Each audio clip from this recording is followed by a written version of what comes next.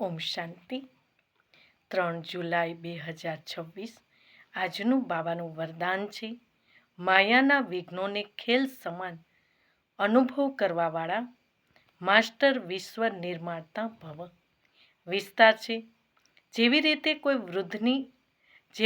કોઈ વૃદ્ધની આગળ નાનું બાળક પોતાના બાળપણના અલબેલાપણના કારણે કંઈ પણ બોલી દે, કોઈ એવું કર્તવ્ય પણ કરી લે તો વૃદ્ધ લોકો સમજે છે કે આ નિર્દોષ અંજાન નાનું બાળક છે, કોઈ અસર નથી થતી.